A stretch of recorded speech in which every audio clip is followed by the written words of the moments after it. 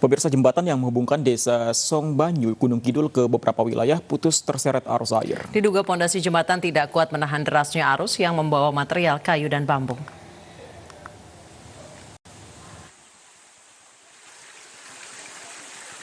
Setelah diguyur hujan lebat sejak Sabtu malam, jembatan Sukit Urang di desa Songbanyu, Kecamatan Girusubo, Gunung Kidul, Yogyakarta, putus diterjang banjir.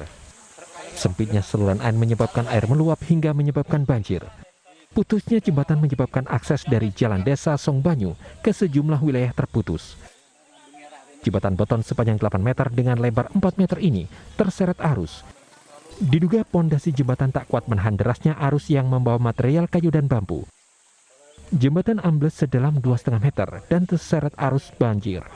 Kawasan di sekitar jembatan rawan longsor karena tanah masih labil. Karena akses terputus, warga terpaksa memutar lebih dari 30 km melalui Kecamatan Pracimantoro, Jawa Tengah.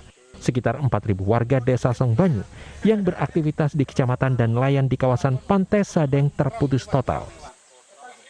Jembatan ini merupakan jalur provinsi, jadi merupakan akses utama warga Kelurahan Songbanyu ketika akan ke ibu kota Kapanewon ataupun ke Wonosari.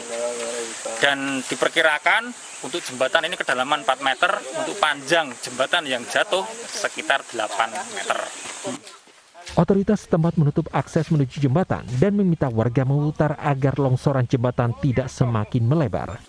Dari Gunung Kidul, Yogyakarta, Kismaya, iNews melaporkan.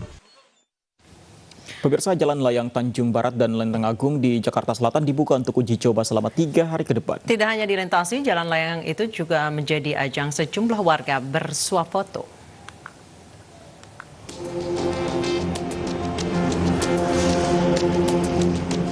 Uji coba flyover Tapal Kuda di Tanjung Barat dan Lenteng Agung, Jakarta Selatan mulai hari ini dibuka selama 3 hari ke depan.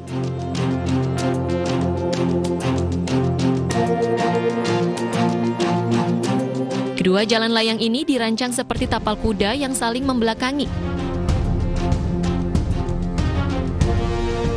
Selain berfungsi mengurangi kemacetan di sekitar Tanjung Barat hingga Lenteng Agung, jalan layang ini juga bertujuan menekan kecelakaan lalu lintas dengan kereta api.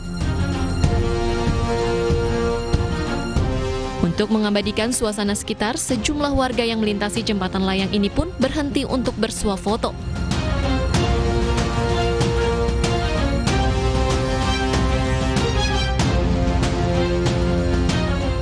Selain itu, untuk mempercantik lingkungan, Pemprov DKI Jakarta juga mengecat warna-warni genteng rumah warga di sekitar jalan layang Tapal Kuda.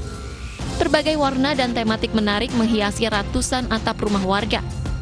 Pengecatan atap rumah warga bertujuan untuk memperindah kawasan permukiman di jalan layang Tapal Kuda. Dari Jakarta, Lineke Utsiki, Rizky Solehudin, dan Rebecca Silitonga, iNews melaporkan. Dan pemirsa, untuk mengetahui suasana terkini di flyover Tapal Kuda Lenteng Agung Tanjung Barat, sudah ada rekan kami Yosefina Damaris di lokasi. Yosi, apakah sampai saat ini masih ada warga yang bersuah foto di sana, dan apakah suah foto yang dilakukan warga ini mengganggu lalu lintas? Ya, Anissa, Foni, dan juga pemirsa, kami melaporkan dari flyover di kawasan Lenteng Agung, Jakarta Selatan. Untuk sore hari ini kami pantau sudah tidak ada lagi masyarakat yang melakukan swafoto ataupun selfie di titik U-turn di flyover Tanjung Barat ataupun flyover Lenteng Agung tempat kami melaporkan saat ini, karena pantauan kami arus lalu lintas pada sore hari ini cukup ramai dibandingkan pada pagi hari tadi, sehingga ini tentunya akan membahayakan baik itu bagi masyarakat yang melakukan selfie ataupun pengendara yang melintas itu sendiri. Tadi baru saja Gubernur DKI Jakarta Anies Baswedan tiba di sini meninjau langsung keberadaan ataupun efektivitas dari flyover Lenteng Agung, sudah bersama rombongan sudah melintas dan berbalik arah begitu. Dan tadi pada pukul 15 waktu Indonesia Barat, Kepala Dinas Bina Marga Provinsi DKI Jakarta juga meninjau langsung kedua flyover, baik itu flyover Lenteng Agung dan juga flyover Tanjung Barat. Ada poin yang digarisbawahi pada hari pertama uji coba dari kedua flyover ini, yakni adalah marka dan juga penanda jalan.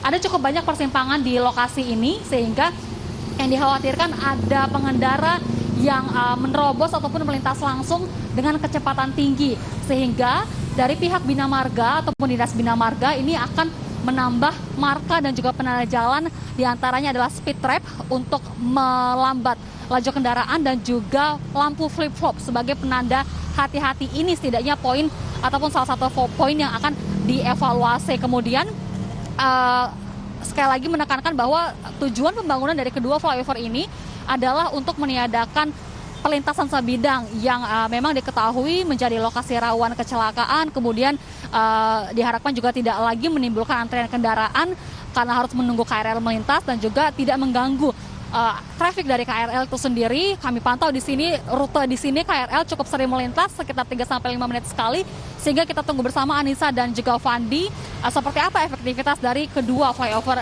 di sini. Kembali kepada Anda di studio.